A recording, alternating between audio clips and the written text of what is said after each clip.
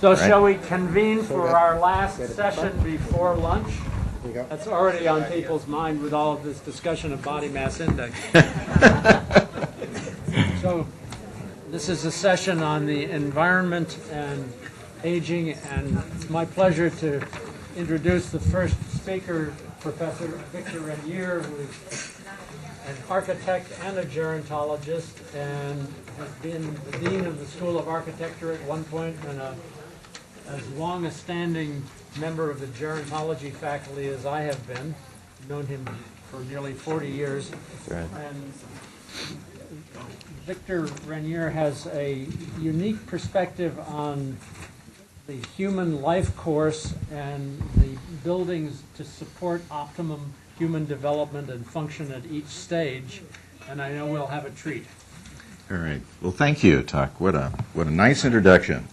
I have been very interested in adaptable housing for older, frail people. I've been spending, maybe the last 15 years or 20 years examining those options for people. And my epiphany occurred, I guess I had a Fulbright about 15 years ago. And my epiphany occurred when I went to Northern Europe and discovered a fundamentally different way of thinking about how housing and services can be connected and linked together. And in Europe, both Northern Europe more particularly, and some of those countries that are north of the center of Europe, there is an emphasis on keeping people in their own homes for a long period of time. I put these two slides up there just to show you that it's not just current thinking. It goes back 250 to 300 years. And the big idea is that people live in housing, and the service system that supports them is a separate entity. And that service system is really prescribed for older people to live an independent lifestyle. Now, in our country, we made maybe a kind of left turn, maybe right turn, I don't know. Left sounds maybe a little bit better. Back in 1940, when we made a decision to combine housing and services together in the same building type. Okay? So that may seem kind of trivial to you, but that's why we have nursing homes. That's why we have assisted living. That's why we have dementia facilities, all of which are, in a way, regulated by our system. Right? Both the housing and service combination come together. And the closest thing we have in our society to something that has continuity, perhaps, is the continuing care retirement community. So this is an example of that. This is a project I've worked on for the last 3 years. It's about 6 months old, and in the flavor of these kinds of settings, this is the best one, at least for the next 15 minutes, when it will be replaced by perhaps something that's better. This is on a 100-acre site in Dedham, Massachusetts, that's outside Boston, affiliated with the Harvard Medical Center, and has the same kind of conventional approach that I described, where there are 4 different types of housing. There's independent housing, assisted living, housing for people with dementia, and also a nursing home. And as your competency decreases, you physically move from one setting to the next. And each of those settings is custom fitted to your interests, to your capabilities, to hopefully to some therapeutic approach that's utilized in order to optimize lifestyle. But in Europe, there's a fundamentally different way of thinking about this process, and it comes out of this long 300-year tradition of separating housing from services. This is a project called the Humanitas Bergweg Project, located in Rotterdam, which is a project that's about 15 years old, and it's quite interesting in terms of how it's structured. There are about 195 units here, maybe accommodates 230 to 250 people. And when it was first opened, the people that moved into this setting were indicated for either, in the Dutch system, for independent living, for assisted living, or for nursing home lifestyle. So those, 1/3 each, all moved into this particular building. Kind of an interesting building, mixed use in the middle of downtown Rotterdam with a grocery store on the first floor and then this kind of large atrium space that you see on the slide on the right. And that's open to people in the community and, of course, open to people who are living in this building as well. The strategy here is to ramp up the services for the individuals who live here. Okay? You don't change the accommodation. Everyone gets a 700 square foot apartment. And the big idea is that you stay here until you die. And end-of-life care is provided, and even care for people with various kinds of memory loss. And over 15 years, 6 people have moved from this building to another kind of care setting. And it's about 20% cheaper than normal nursing care or any of the other comparable care circumstances that you would make comparative analyses with. So it's very intriguing. It, in a way, challenges the people who are living there to do as much as they can for themselves. That's why this little one-liner up on the right-hand side, I threw that in there, the use it or lose it idea. But there are very high levels of volunteerism, very high levels of people who not only care for themselves, but take on the responsibility for helping others. And this particular building type has become very popular and has, in a way, taken the Netherlands by storm. So if you talk with them about conventional housing arrangements like the ones I described earlier, they're not at all interested in hearing about that. They like this idea. This for them is sort of chocolate ice cream. It's got all of the right components associated with it that many of them would like to try and optimize in their life. So the units are kind of cleverly designed. All of them are 700 square feet in this particular building.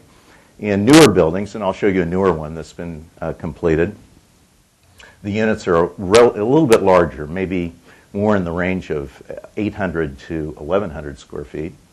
But you can see there's a large bathroom in the center, large enough for a stretcher bather. There's a 2-panel entry door, which allows people in bed to be moved in and out. The bathrooms and kitchens are designed so they can be adapted for people in wheelchairs. And the idea is to try and keep people here as long as possible. This is a project 3 years old. It sort of shows how some of the changes have occurred and some of the adjustments have occurred in this building type. This particular building involves 50 units of condominium housing and 100 units of rental housing. Those 100 units of rental housing are provided for individuals with low to moderate incomes as well as market rate. And they're all concentrated in one particular area and, of course, use this home care strategy in order to support people independently in the unit itself. There's a place where you can purchase food.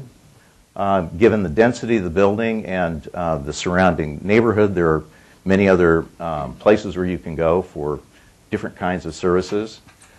Each of the units is structured with some kind of telemedicine screen or connection. This was actually one of the first projects, 5 years old, to tinker with some of the telemedicine technology in the Netherlands, which has a very well-integrated system. And of course, a lot of the ways in which they think about the building and they think about the community is more urbanistic, I guess, I mean, for lack of a better way of describing it. So this one has a daycare center for children that's also located on the first floor of the condo building. I've been particularly interested in this idea of how to incubate this building type, which may seem fairly simple, but it's much more complex, partly because of the way in which our regulatory system is structured. This is a building that is temporarily stalled, I think, because of the because of the economy than anything else. But an example of what we could be or might be investing in here in the United States. 6 to 9 story building, about 120 units. The units here vary from about 1,000 to 2,000 square feet. And on the first floor, there's a pool and exercise room as well as a bar and a dining room that provide discretionary meals for individuals. So this type of setting is just something I have been advocating for, and I think is an option, a housing choice, an option that we that we need to try and operationalize in the U.S. There are lots of other really interesting ideas, however, from these Northern European countries, I think, that are worth looking at, some of which have been reflected in some experiments that we've done here in the United States, some of which we've perhaps done a little bit more successfully. This is an idea that I think also has some pretty interesting implications, and it involves that same strategy. It's a 100-unit assisted living project with 12 units of what they call lean-to housing adjacent to the same building that's electronically tethered to the operations staff at the assisted living building. So these people live a relatively independent life. They can call on help and assistance and service if they need from the larger facility that's next door, but they lead a relatively independent life. And this is very attractive to couples where one person perhaps is less capable than the other. And this one's about 20 years old. It's been around for a long time. They have, and we don't jump Pinus nose. We've had many conversations about this, and you sometimes see them in England as well. But they have very well organized care and repair programs for people who are living in their own homes. And in these contexts, it's mostly people living in apartments. So in this one, which happens to be in Breda, which is in the south portion of the Netherlands, you can call on perhaps 70 different types of services that you can gain access to, as well as people who will come into your unit and make physical adaptations to the unit as well. Most of it organized through the local housing authority, so it's very broadly shared. And so if you go to any larger community in the Netherlands, you're likely to find an agency like this that takes on this kind of broader responsibility, not just providing healthcare services or helping services, and not just helping you make adaptations to the unit, but looking at the whole thing in a much more complete way.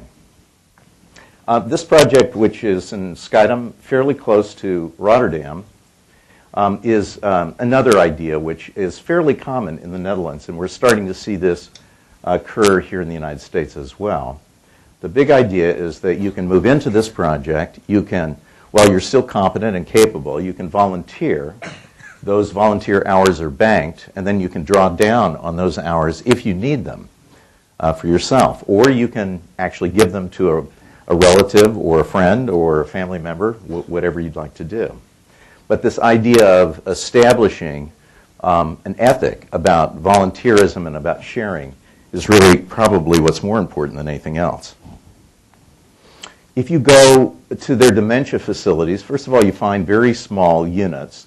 This one outside of Stockholm is called the Rooslanders, and it's a collection of 10 small clusters of, or 4 small clusters of 10 units, 10 individuals each.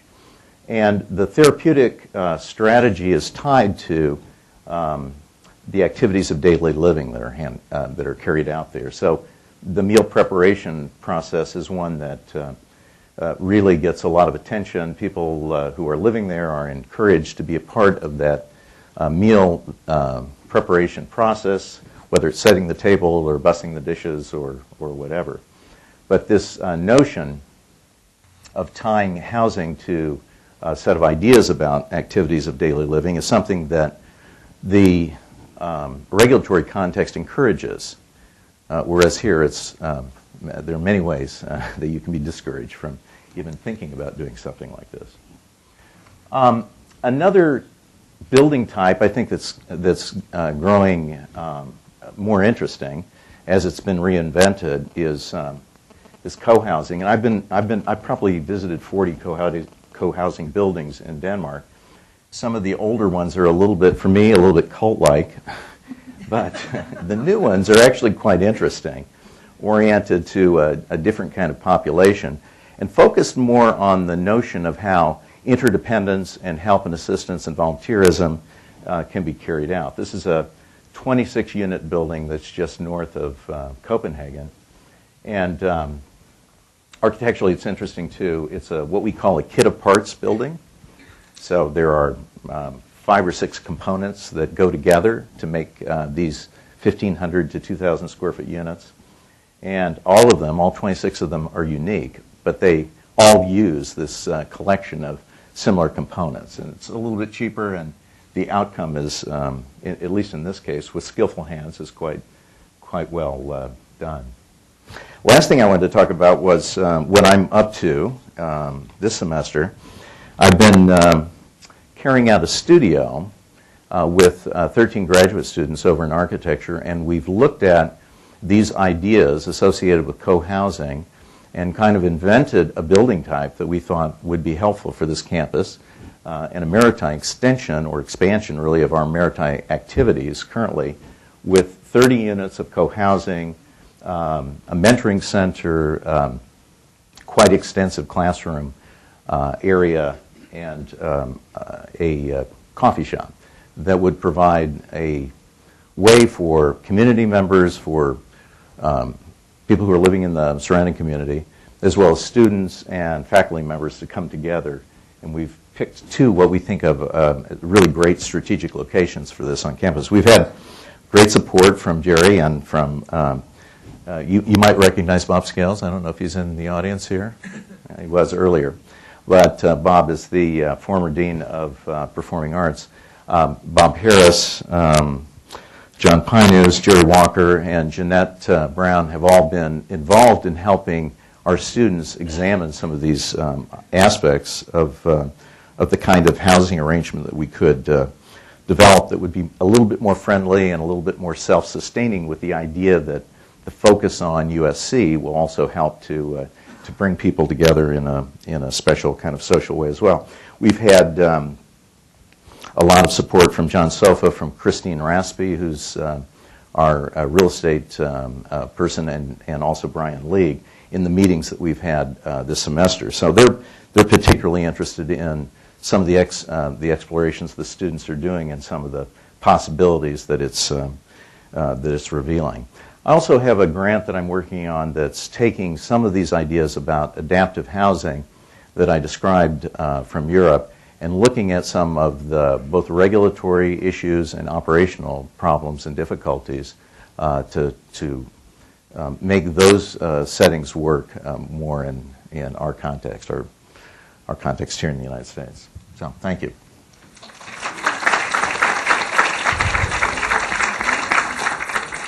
Any questions? Yeah. Is there a reasonable potential for amending the regulatory structure, or at least on a project basis, in order to give trials to this sort of thing? Yeah, well, that's exactly how you do it, and that's what I ended up doing with this Texas project. You sit down and talk about the exceptions that are necessary from the building code side of it, and then look at the risks that they think are implied in this kind of an arrangement. Frankly, in the United States, if you are working with people who have high incomes, there's not quite as much of a concern, because they're sort of spending their money, and hopefully if it's done in exactly the right way, they're not going to lose it. But yeah, it's a very complex system, and the problem, of course, is that because there are very few precedents that are around that one can point to that have this cluster of exceptions that are necessary in order to implement the building type, no one wants to be first, right? Let's put it that way. But I feel like the best way to do it is send them all to Europe and have them spend a week and look at some of these other buildings, and it would be, I think, quite clear to them that this is something that that really has a lot of advantages. What is interesting from my perspective, because I discovered this building 12 years ago when it was first constructed, and so I've been back 4 times in the intervening years, and in that time I've seen this one building from this one nonprofit grow to 15 buildings because there's just greater demand for it. And then I've seen it spread throughout the southern section of the Netherlands, a little bit more difficult to build in the northern, more urbanized area in the Netherlands. But in the southern area where there's more land available and more opportunity perhaps for innovation, it's become the building type of choice. So there isn't really much question. Sometimes when I go and I give lectures and I talk about our system, they kind of look at me and say, that's it? That's what you guys have? Gee, it seems a little rigid and doesn't work very well and doesn't keep you in the unit that you'd like to be in. And what about continuity? What about some of these other things that everyone values? So it's quite an eye-opener, I think. Yeah. What do you see as the trends in senior housing in America or California, and what are some of the big problems that face the issues of housing? Yeah, that's, I mean, a really excellent question because, you've been looking at the demographics and we're not getting any younger. We're going to have a crop of people that have mental impairments and have greater frailty. So the real question is, how do you operate on the existing system in order to adapt it? And so apropos of your question about codes, one of the things we're looking at is how can we create a more comfortable code compliance atmosphere, which perhaps has better smoke control and better fire suppression control, so that will be acceptable to a broader range of agencies that would insist on having that if it was a regulated environment. But that's just one part of the overall cost. But people who are aging in place, who want to stay there and need a small amount of assistance and don't necessarily need to have 3 meals a day or 3 meals and 2 snacks a day, are the ones that would really benefit from this. And also individuals who would be married to someone who has some problem and difficulty can stay in what is a relatively normal context, although most of these are age restricted. And it just makes it a little bit easier for us to have choices and options. So thank you.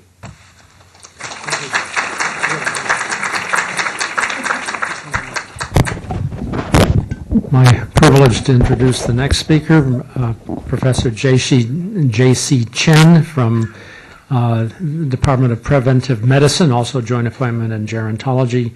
J.C. is a physician who is a scientist and is interested in population-level questions about neurology and the environment. And he's just been at USC less than a year and already has a large impact in a number of different programs and grants he's involved in. J.C. Thank you, Keck, for a nice introduction. I'd like to share with the audience on the topic of urban living and the cognitive health in the elderly. And we will start with a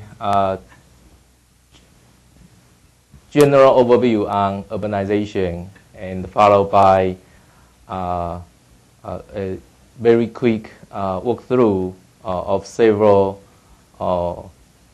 environmental factors that I think are important in the urban setting that could affect the health condition of the elderly people, and with the primary focus on the ambient physical environment. Then we'll briefly touch upon the notion of environmental health accessibility in the elderly. Then I will conclude with some emerging line of new research at the USC in this area. I hope the demographer or sociology in the audience would not disagree too much about this statement. From my biased environmental health perspective, I think urbanization is likely the single most important demographic shift worldwide during the past century, and with continuing consequence still continuing at present time. I believe many of you seeing this. Population is aging, and in the years, the majority of the population growth in the last century actually occur in the urban area. And older Americans did follow this population trend with a large proportion of them residing in urban area. especially in the central city. For instance, in 2008, about 35% of older people live in the central city. And this may not be statistically significant, but between 1999 and 2008, there appeared to be an uprising trend with more and more older people living in central cities. Urban living certainly over the elderly with some advantage to sustain their health and overall well-being. For instance, the availability of health care, the diversity in service and the culture, or even job opportunity close to university, etc. But at the same time, when older people come to interact with the social and the physical environment in the urban setting, they are facing a lot of challenges, crime, the pollution, and as I indicated in the outline, although social environment is not the focus of my presentation today, I just want to list a couple of very well conducted epidemiology study showing the importance of social network function at the individual level, and also some contextual social economic characteristics in relation to cognitive aging.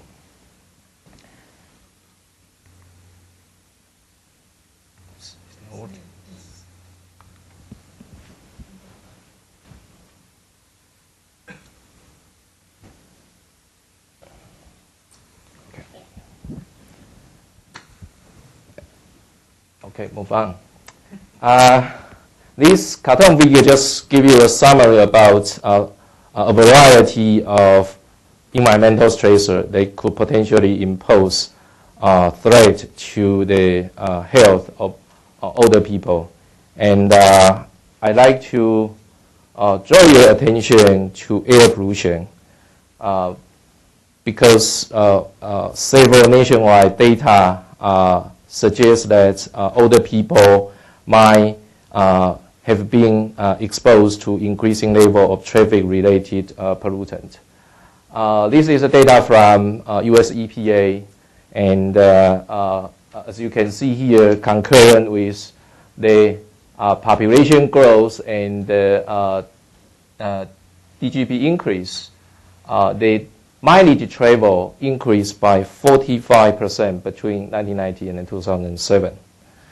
And this data came from two nationwide surveys, and showing that older people over the last maybe 10 years, between 1990 and 2001, may be driving more, and is measured by the total travel time or the total distance travel.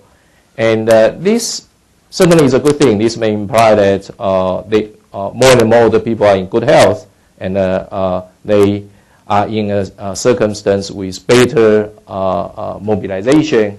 But at the same time, this may also imply that there are increasing number of older people being exposed to increasing level of traffic-related air pollution. And why this is important? Let me skip this one. In the urban setting, there are several traffic-related air pollution, and one of them is this ground-level ozone. And as many of you know, this ground-level ozone is a secondary product of this photochemical reaction of nitrogen oxide and volatile organic compound. And both this nitrogen oxide and VOC, volatile organic compound, came from traffic source pollutant in the urban setting. And another important air pollution in the urban setting is particulate matter, or often reverse PM. And especially this very small-sized PM, small-sized particle, including the fine particle and the very fine, the ultra-fine particle in a scale, as you can see here, in a scale like the size of a virus. And these, in the urban setting without other major regional sources, traffic exhaust contribute a lot to ultrafine and fine particle. So why is this important?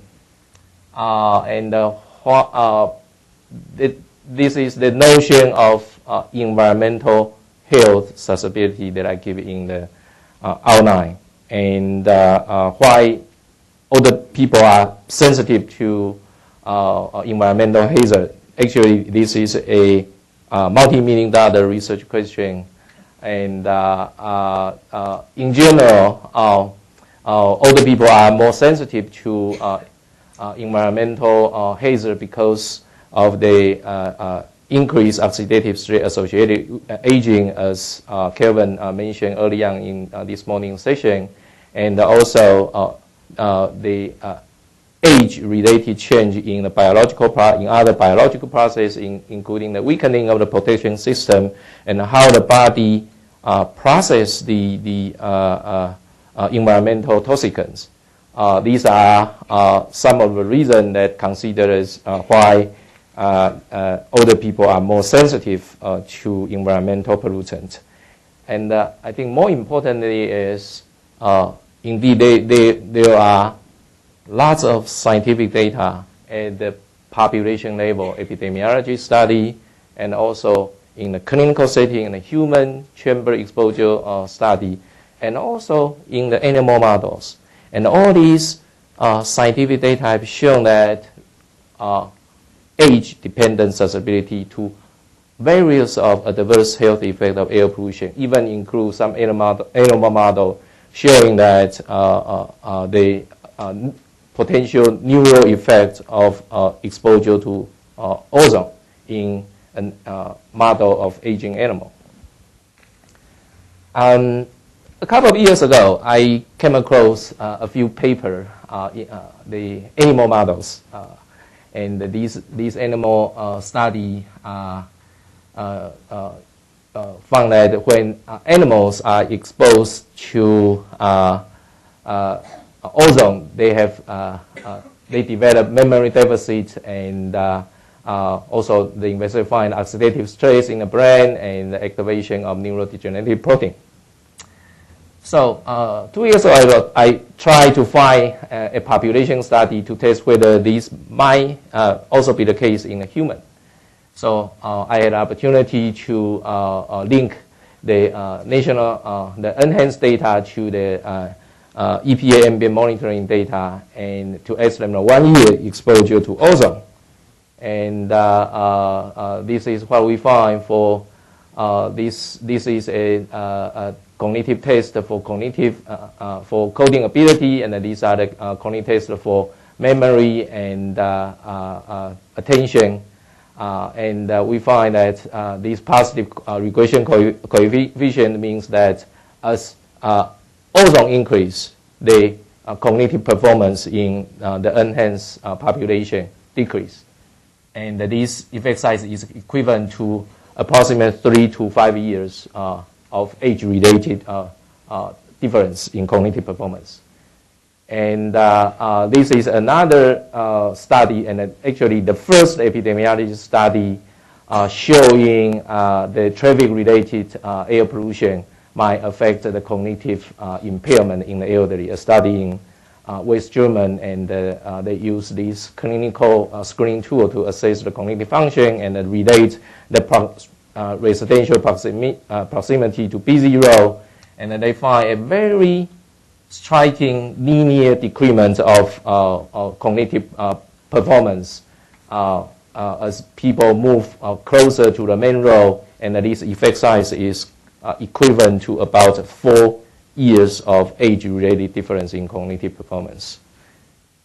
And just last year, we start in nationwide air pollution epidemiology study within the WHI memory study, and we are proposing these to NIH last month to look at whether the long-term exposure may affect the risk of cognitive impairment, and what are the possible underlying mechanisms, and what kind of clinical characteristics put older women more susceptible to the effect of air pollution.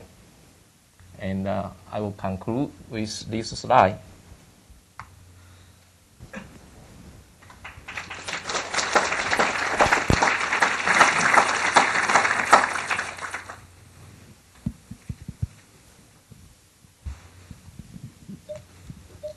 Thank you. Very nice talk. One of the problems is that when we find out about the effects of air pollution on our biological systems, we tend to want to do something about it, but we don't always do the right thing in the right time in the right place. So, for example, the ozone levels are a question of rising with traffic, but actually in areas like Long Beach, that used to have the second highest ozone in the country, has dropped when the shipbuilding industry died, because arc welding ended, and arc welding was the major production of ozone.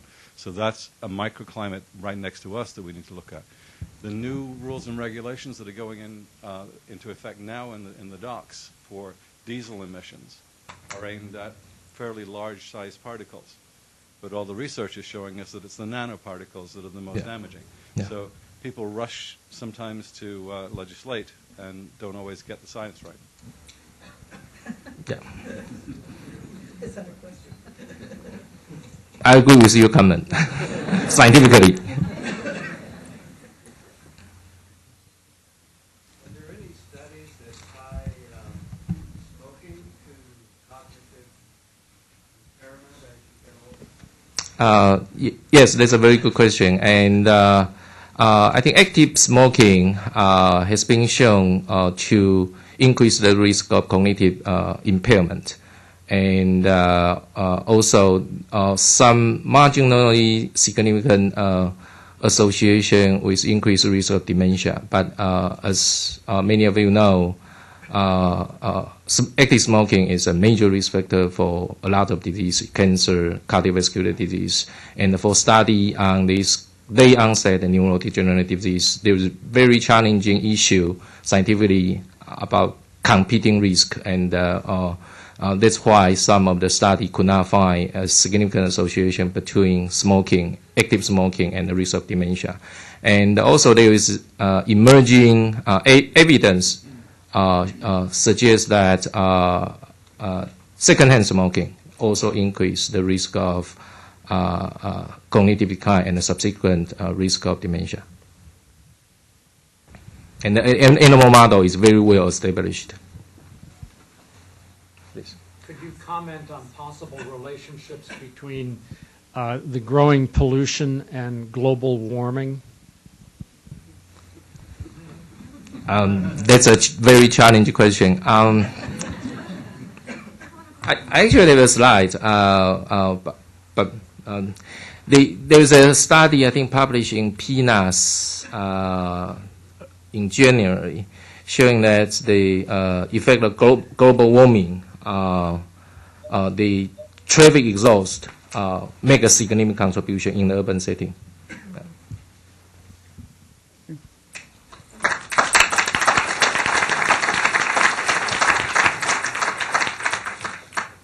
Well, it falls to me to give the wrap-up presentation this morning, and I am aware of my own anticipation of having a little bit of lunch, and I would like to build on many things that have already been said. Not going to repeat my first talk.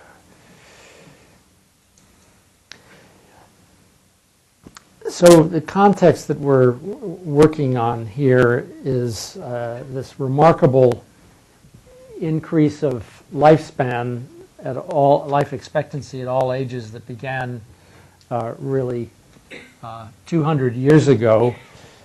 And I call this the transition from a baseline 40-year, 35 to 40-year life expectancy, which I think characterized human populations back into prehistory, And here we have this remarkable addition of lifespan, life expectancy at all ages. And many of our colleagues anticipate, based on the historical trends, that this will continue indefinitely into the future, with predictions of life expectancies in some European countries of over 100, of which I am intuitively skeptical, because I think we have to take account of growing trends that are countering those wonderful projections. And obesity has been mentioned. Infection could also be mentioned. And then there's the evidence for growing pollution of air, and pollution of urban water sources is also really important. Now, the main causes of mortality at later age are cardiovascular disease and cancer. Cardiovascular disease and cancer.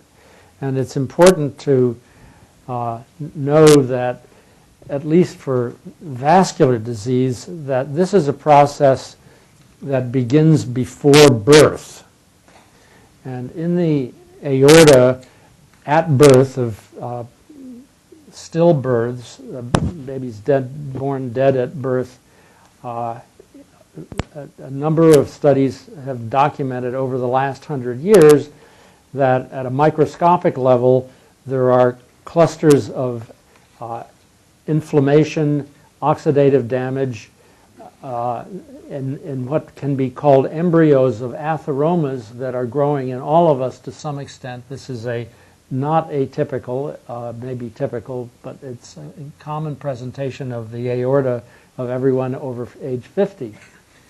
And the point is that our arteries accumulate damage that's associated with lipid deposits and inflammation that's progressive across our lifespan, that can be influenced by the environment.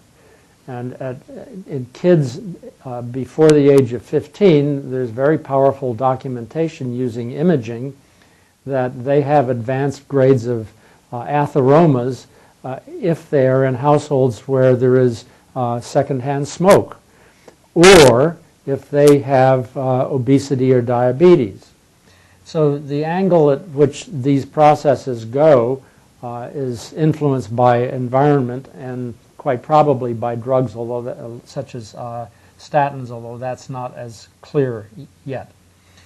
So our environment tilts this arrow of time that influences aging, and the project that Eileen Crimmins and I began about 8 years ago, we examined how these processes might be ongoing during the historical transitions that she and others have mentioned in the greater level of health in adult populations, the lower mortality at early ages, and the greater life expectancy at all ages. This set of curves here shows mortality rates by birth cohort that was present in Sweden in 1751, tracking those cohorts out to their later lifespan in the 19th century. And what you see here is there's a family of curves that seems to drop down as the environment improves, and the improving environment included better water, better public hygiene, less sewage in the streets, and of course better nutrition year-round. And we've established a set of relationships between the mortality rates at early ages and later ages, and in a number of countries in Europe we can predict what mortality rates will be at later ages from what the early infant mortality rate is. And we explain this in terms of the level of inflammation and infection that that's in the environment and that a cohort is exposed to through the rest of its life. The point is that a high inflammatory load accelerates vascular disease, accelerates risk of cancer. There's no doubt of that. That's very strongly documented. And our explanation for the remarkable increases of lifespan over the last 200 years is a reduced inflammatory load across the lifespan. It's just interesting to look anecdotally at a few phases of this. Here's Walt Whitman, great poet, at age 42. This is his photograph. And in those years, he was serving as a nurse in volunteer nurse in hospitals for the Union soldiers and exposed every day to terrible infections. And he made a comment about himself. I'm only getting old, most of 50. And at age 50, none of us would expect to look the way Walt did. So besides the improvement in life expectancy, adult height also increased, and that also is explained by our Eileen's and my inflammatory load hypothesis. And I'd like to bring cognitive functions into this. This is a chart which compares the inflammatory cells and proteins that are present in blood vessels with atherosclerotic plaques called atheromas with the senile plaque of Alzheimer's disease. And there's a remarkable shared core of inflammatory cells and inflammatory proteins that raises the possibility that there are common factors related to inflammation. And I'll come back to that at the end of, in about 5 minutes. But I'd like to add one additional new case to the early-late correlations. The clue in heart disease, the clue to this thought came from some work about 30 years old, 35 years old, historical demography examining Norwegian cohorts, in this case, for the relationship between infant mortality in a birth cohort and heart disease in the cohort survivors at age, in middle age. And a relationship is very strong that is consistent with the more population-based things that I have just shown. Now, we have a new case, that example that we've analyzed in collaboration with some economists who are looking at the effects of the 1918 influenza pandemic on the later health and performance of individuals who were exposed in utero. And essentially what we've shown, and I'll give you a figure for it, is that individuals who were exposed in utero born to the 1918 pandemic, that is to say they were born in the first birth quarter of 1919, 60 years later they had a 25% higher heart disease risk. Not only that, at enrollment in World War II, as young adults, they were slightly shorter. So this notch in height and the surge in heart disease at later ages occurred in the same birth cohort, which we explain in terms of our exposure hypothesis that in this particular case, it was exposure to maternal stress during the influenza infection. And we can call it stress rather than a direct effect of influenza, because influenza is known not to penetrate the placenta and directly interact with the fetus. So I want to shift focus in the last 5 minutes of this wrap up with considering in more detail our own local problems of pollution. And our colleagues in the Department of Preventive Medicine and in collaboration with UCLA have documented how the health of individuals and their mortality risk and disease risk follows gradients of particulate matter in the air of Los Angeles. These measurements are supported by Kostas Sayudis, who is in the Department of Civil Engineering, who has developed technology for collecting air, analyzing it, and then taking the collected air and allowing it to be exposed to laboratory animals. But here is a study just published a few years ago showing how the thickness of the carotid artery, which is a hallmark, a flag site for vascular disease, how this gradient varies with the density of local particulate matter in our LA basin. And of course, we all know we're sitting at the intersection of two major freeways, and hope that our building engineering has got sufficient filters so that we're at least a little better off than sitting outside. So I've started a project collaboratively to examine how airborne pollution from Los Angeles interacts with the brain and interacts with brain aging, and I'll show you just a little glimpse of data that coming from my lab. David Davies, who's back there, these are his experiments. I also neglected to mention when I pointed out earlier that about the role of estrogen receptors and neurite outgrowth in that aging model. Jason Aramoto was the figure behind that, and he's in the back row. Jason, apologize for my neglect. So the point is that we have an experimental system now to expose animals to very precisely dosed and timed levels of air pollution, and we've taken it a step further with Sayudis technology, which delivers us a sterile suspension of this airborne particulate matter that then we can put on cultured cells.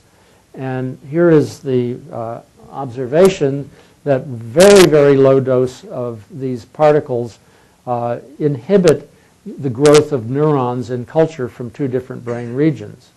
So we have now the first primary evidence that air pollution directly acts on neurons, and we know the pathways to some extent involve excitotoxicity. We also know that the particles act on glial cells, so we have a complex cell interaction of ultrafine particulate matter, which is the most toxic in causing neurodegeneration. So this is a project which has been submitted for collaboratively with Michelle Baudry, Kostas Sayudis, whom I've mentioned, and Nikos Patasis in chemistry.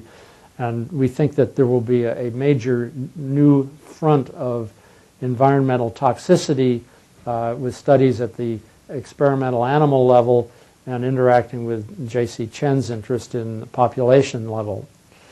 So just to wrap up, here is the various trends at work. We know the explosive growth of obesity. Now the majority of states have more than 30% of their population are obese, and Eileen has pointed out that we have just begun to, we can anticipate further effects of obesity that is lifelong in our populations.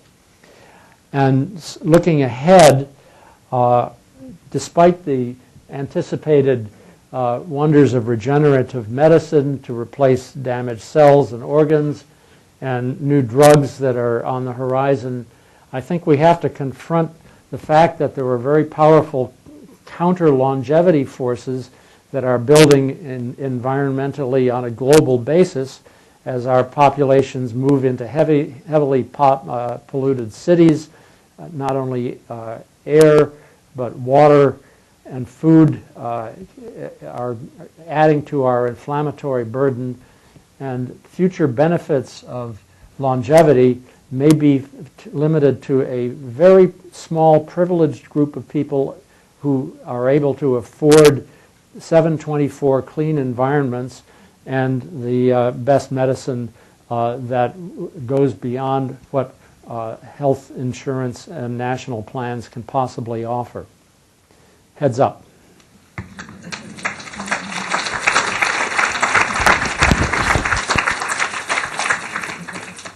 We have 3 minutes before we officially break for lunch, but take a few questions.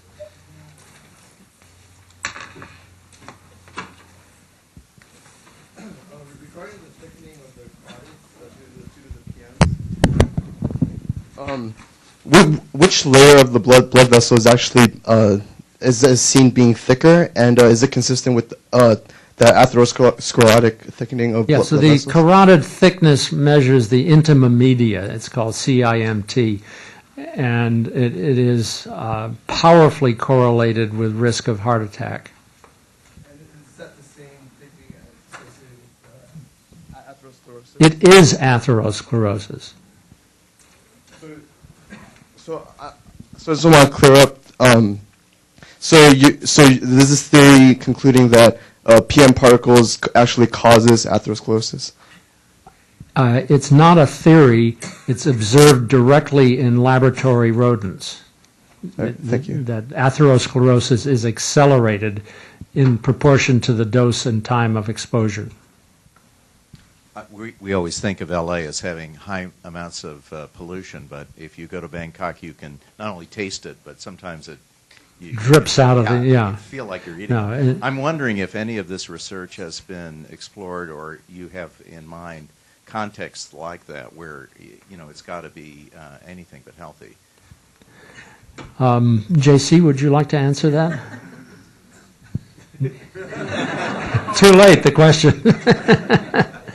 Well, the point is that this is a global phenomenon, and not only in megacities, in quite small towns,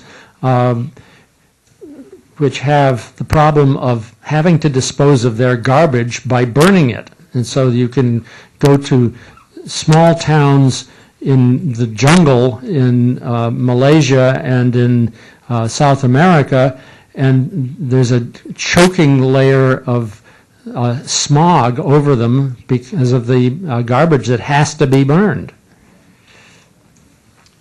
Chuck, you seem to be indicating that the growth in life expectancy is continuing into the stratosphere. I didn't say that. Okay, I said you seemed to. I made this statement twice, that we have to be cautious about these projections. Right. I don't believe them. Because of Eileen's data, which told us that it actually seems to be slowing down. So I'm wondering how these two reconcile. It's not. There's no contradiction whatsoever. Number one, that's a projection, and I don't believe it. Number two, I agree with Eileen's observations. And number three, I would add additionally the worsening environment. So I did not say that I believed it. I said 3 times I didn't.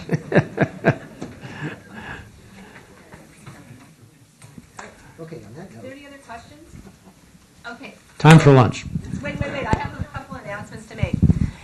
This is kind of a long lunch hour. We're going to meet back here at 2 o'clock. So in addition to a buffet lunch on the patio, there's also a technology workshop right behind us in room 125. Maya Materik is here, and she has a robot demonstration. She's going to be doing that at 1 p.m., and then her Ph.D. student's going to follow with a repeat of her presentation. In the next room, sort of in the same suite, Liz Zielinski and some of her colleagues are going to be doing a gaming demonstration. Cheryl Flynn is here from the Institute for Creative Technologies, and they have their graduate students. So if you want to grab something to eat, and then later on go in there and play with some of the games, they're all set up for you on laptops. And then in our library and throughout the hallway, there's over 25 poster presentations being presented on a variety of topics.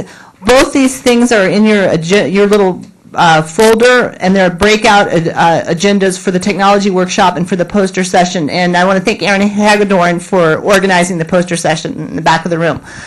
Okay.